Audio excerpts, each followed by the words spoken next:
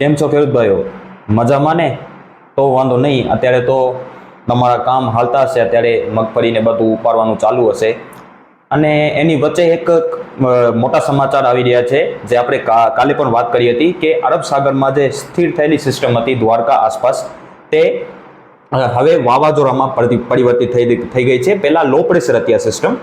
આ સિસ્ટમે બહુ લાંબો સફર કર્યો છે. લગભગ આ સિસ્ટમ ઓસ્ટ્રેલિયા આસપાસથી આ સિસ્ટમ આવી છે અને આ સિસ્ટમે એટલો લાંબો સફર કર્યો છે, લગભગ એના અંતર છે 4 થી 4,500 કલાક અંતર કાપીને આ સિસ્ટમ ત્યાં પહોંચી છે. અને હજી સિસ્ટમ, ખૂબ મોટી બાબત એ છે કે આ સિસ્ટમ હજી પણ જીવતદાન છે. હજી આ સિસ્ટમને સપોર્ટ મળી રહ્યો છે. આ સિસ્ટમ ઓસ્ટ્રેલિયાથી આવી પછી ઘણા સમુદ્ર એને પસાર કર્યા પછી આપણા ભારતની બંગાળની ખાડીમાં સિસ્ટમ આવી. બંગાળની ખાડીમાં સિસ્ટમ આવ્યા બાદ આ સિસ્ટમ ફરી મજબૂત થઈ લો પ્રેશરમાંથી અને ફરી વેલ માર્ક બની, ત્યારબાદ ડિપ્રેશન બની અને આ સિસ્ટમ આપણા ભારતના ભાગો પરથી પસાર થઈ અને અરબ સાગરમાં આવી. જ્યારે અરબ સાગરમાં પણ સિસ્ટમે ઘણો રોકાણ જોવા મળ્યો, મતલબ કે લોક થઈ ગઈ હતી એ પ્રમાણે તમે કહી શકો છો. ખાસ કરીને આપણા સૌરાષ્ટ્રના કોસ્ટલ ભાગોથી લગભગ 200 થી 250 કિલોમીટર દૂર જેવી સિસ્ટમ જોવા મળી હતી અને ત્યાં લગભગ 3 થી 4 દિવસ જેવી ત્યાં સ્થિર જોવા મળી રહી હતી. પરંતુ આવતીકાલથી, મતલબ કે કાલથી સિસ્ટમે ગતિ પકડી છે અને કાલે આ સિસ્ટમ આજે રાત્રે આ સિસ્ટમ છે વાવાઝોડું પણ બની ગયું છે એવા સમાચાર પ્રાપ્ત થઈ રહ્યા છે. હવામાન વિભાગે એની જે પુષ્ટિ છે એ પણ કરી દીધી છે કે આ સિસ્ટમ વાવાઝોડું શક્તિ બની ગયું છે. એનું નામ આપવામાં આવ્યું છે શક્તિ. લગભગ આ નામ છે એ લગભગ બાંગ્લાદેશે આપ્યો છે. મને નામ ખબર નથી, આપણે એટલી બધી ખબર નથી, આપણે હવામાનની માહિતી આપી હતી. છતાં લગભગ એશિયાના જેટલા દેશો હોય છે એ અલગ અલગ વાવાઝોડું બને જ્યારે અલગ અલગ નામ આપતા હોય છે. તો લગભગ આ વાવાઝોડું નામ છે એ બાંગ્લાદેશે આપ્યો છે. છતાં તમને કાલના વિડીયોમાં તમને બધી ડિટેલમાં માહિતી આપી દઈશું. લગભગ બાંગ્લાદેશે નામ આપ્યું છે શક્તિ અને અત્યારે આ વાવાઝોડું બની ગયું છે અને આવતા 24 કલાકની અંદર આ વાવાઝોડું કમજોર પડી શકે છે.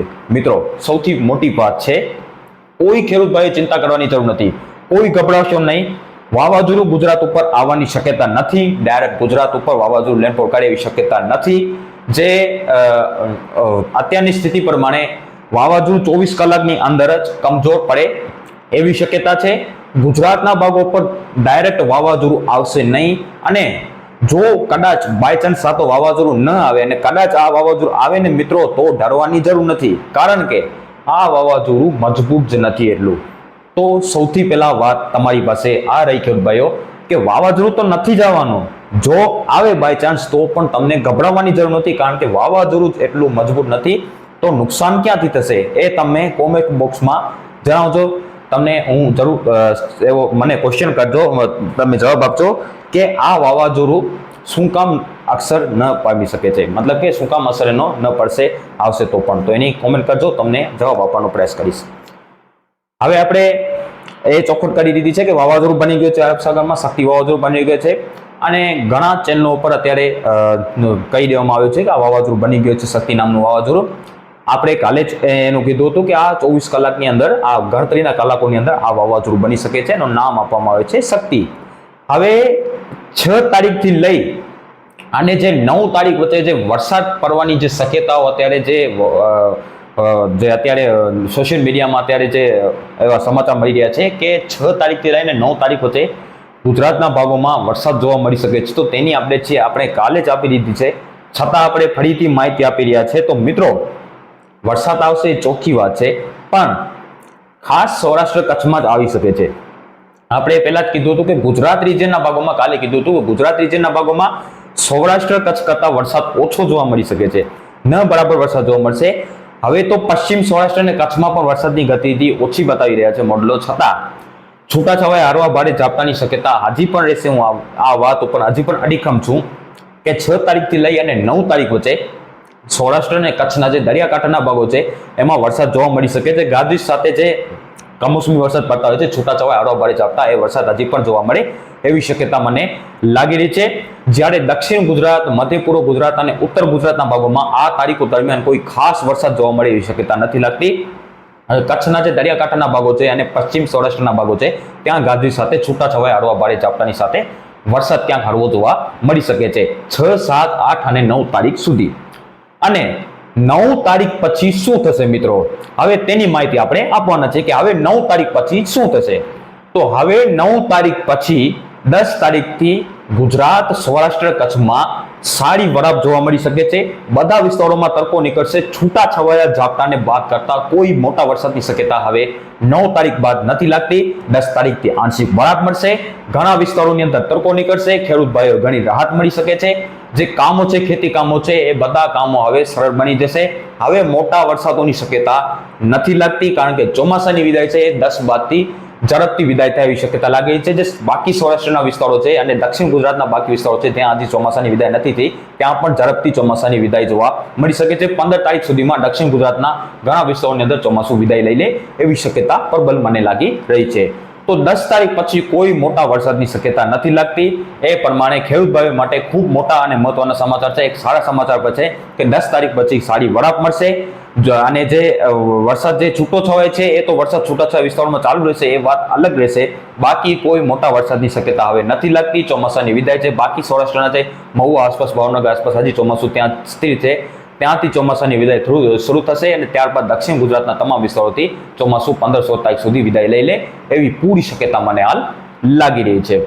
અને 6, 7 અને 8 તારીખ વચ્ચે જે જામનગર, દેવભૂમિ, દ્વારકા, પોરબંદર, કચ્છના દરિયાકાંઠાના ભાગો છે, માંડવી, મુદ્રા, ગાંધીધામ જેવા વિસ્તારો છે, ત્યાં છૂટાછવાયા હળવા ભારે ઝાપટા ગાજવીજ સાથે સીમિત વિસ્તારોની અંદર જોવા મળે એવી શક્યતા લાગી રહી છે. જ્યારે બાકી સૌરાષ્ટ્ર, દક્ષિણ ગુજરાત, મધ્ય પૂર્વ ગુજરાત અને ઉત્તર ગુજરાતના ભાગોમાં કોઈ ખાસ વરસાદી ગતિવિધિ જોવા મળે એવી શક્યતા હાલ મને નથી લાગતી. અને આ વાવાઝોડાની ગુજરાત ઉપર સીધી રીતે કોઈ જાતની અસર ન થશે. એટલે તમે જે ખેડૂત ભાઈઓ ગભરાતા છો એ ગભરાશો નહીં. કોઈ ગભરાવાની જરૂર નથી. સીધું વાવાઝોડું ગુજરાત ઉપર ન આવશે, લેન્ડફોલ ન કરશે. સિસ્ટમ કમજોર પડી અને કદાચ રિટર્ન થશે આ સિસ્ટમ, ત્યારે આ કદાચ સિસ્ટમ છે એ વિખાયેલી લો પ્રેશર સિસ્ટમ હશે. જો કે એ પણ સૌરાષ્ટ્રના ભાગો પર આવશે તો આવશે, નકર એના ટ્રકના ભાગરૂપે પશ્ચિમ સૌરાષ્ટ્ર અને કચ્છના જે દરિયાકાંઠાના ભાગો છે એમાં વરસાદ જોવા મળી શકે છે. તો આ પ્રમાણે આખી અપડેટ છે. 10 તારીખ પછી સારી એવી વરાપ નીકળશે. ખેડૂત ભાઈ ખેતી કામો છે ખૂબ સરળ થઈ જશે. અને 10 તારીખ પછી ચોમાસું બહુ તેજીથી વિદાય લઈ લેવી શક્યતા લાગી રહી છે.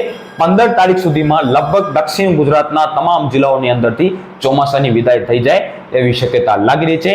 અને એક વાત તમને બતાવવાનું ભૂલી ગયો કે આ જે 6, 7 અને 8 તારીખથી જે વરસાદ પડવાનો છે એ અરબ સાગરવાળી સિસ્ટમના ભેજના કારણે પણ વરસાદ પડશે. અને બીજી એક વાત છે કે આ વર્ષનો સૌથી પહેલા અને સારામાં સારો વેસ્ટર્ન ડિસ્ટર્બન્સ પહાડો પર આવી રહ્યો છે, પહાડી વિસ્તારો પર આવી રહ્યો છે આ વેસ્ટર્ન ડિસ્ટર્બન્સ જમ્મુ કાશ્મીરના ભાગો પર. તો એના ભાગરૂપે એક મોટો ટ્રફ લંબાશે, એક શિયર ઝોન બનશે. તો એના હિસાબે પણ ગુજરાતની અંદર વરસાદ જોવા મળી શકે છે. ખાસ કરીને 7, 8 અને 9 તારીખ દરમિયાન, આ સમયગાળા દરમિયાન આ વિસ્તારોની અંદર વરસાદ છે એ જોવા મળી શકે છે. ઉત્તર ભારતના ઘણા ભાગોની અંદર જે કરા સાથે ભારે વરસાદ જોવા મળી શકે છે.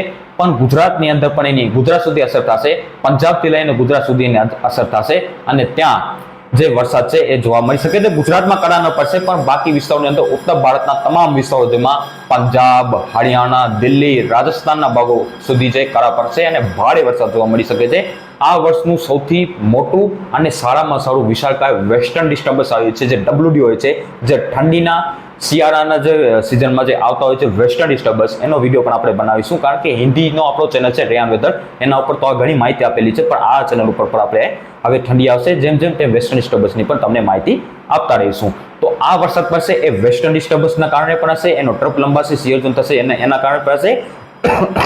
બીજી વાત, જે અરબ સાગરમાં જે સિસ્ટમ છે અત્યારે શક્તિ વાવાઝોડું છે કમજોર થશે, તો એના પણ જે આઉટર કલાઉડ છે, પૂછડીયા વાદળો છે, એના કારણે પણ જે વરસાદ છે કમોસમી વરસાદ 6, 7, 8 અને 9 તારીખમાં જોવા મળે એવી શક્યતા લાગી રહી છે. અને 10 તારીખ બાદ સારી વરાપ, ચોખ્ખી વરાપ મળશે. બધા વિસ્તારોની અંદર વરસાદ ધીમે ધીમે બંધ થઈ જાય એવી શક્યતા લાગી રહી છે. અને 15 તારીખ સુધીમાં દક્ષિણ ગુજરાતના તમામ જિલ્લાઓની અંદર ચોમાસાએ વિદાય લઈ લે એવી શક્યતા હાલ આપણે માની રહ્યા છે. મળીશું એના નેક્સ્ટ વિડીયોમાં. ત્યાં સુધી બધાને આભાર.